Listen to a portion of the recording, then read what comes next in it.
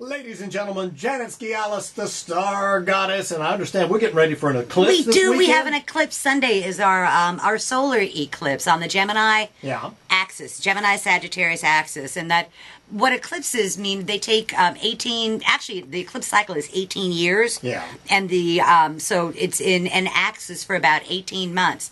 The axis we are on started December of 2010. So what happens over this weekend is stuff that we first thought of around Christmas of 2010, tried to put into effect last summer, tried again to put into effect between Thanksgiving and Christmas, and now we have another eclipse on that axis, which is this Sunday.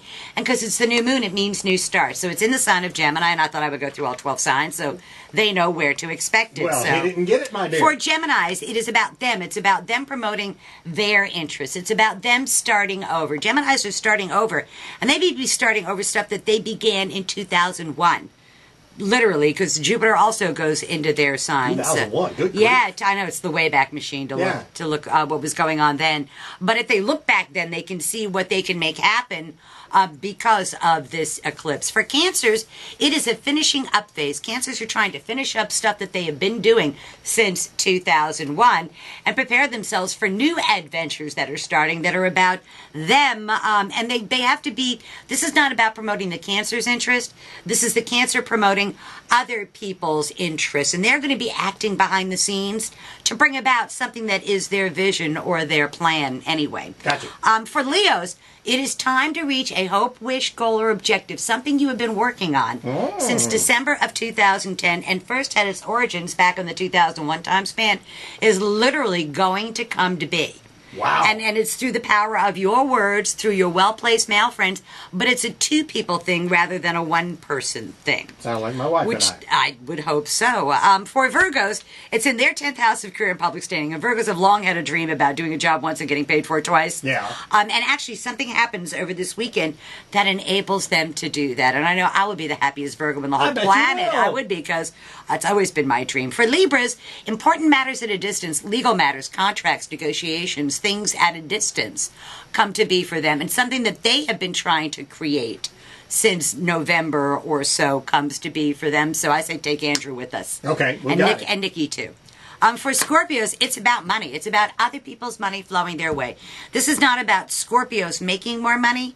This is about Scorpios benefiting from other people making more money. So if you're married to a Scorpio, you're the one that gets the promotion, not necessarily the Scorpio, but they get financial relief, which is what they've been looking for since December of 2010. For Sagittarians, it's in their 7th house of partners and open enemies. And Sagittarians, it seems that every time they take a step forward, they take 2 steps back, and they weren't exactly sure who was working against them.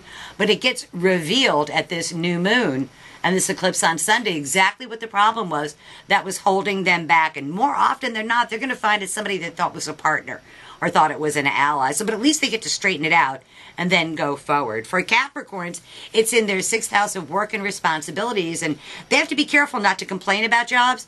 Because if they say, this is wrong and this is wrong and that's what I would do, they get the job to fix it. No! So it's 2 jobs, 1 you're not going to get paid for. For Aquarians, it's in their 5th house of love affairs, children, amusement, sports. And this is blast from an Aquarian's romantic past come back to say, are you sure? Are you sure? You're really, really sure. And they don't really know the answer to that, so they'll find that out. For Pisces, it's in their 4th house of home and 2 problems at home.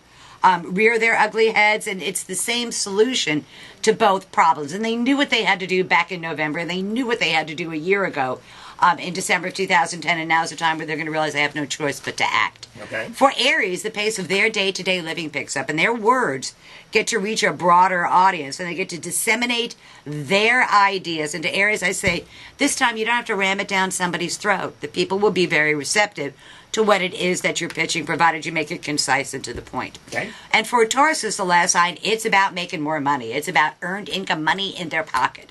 Taurus spent all last year reinventing themselves, and now they want that reinvented themselves to show the value, and the way we realize what our value is somebody paying us for what it is that we're doing. So Tauruses are in line to actually make more money, and the things that happen between Sunday and a month from then actually brings that to be. So that's the news for the solar eclipse.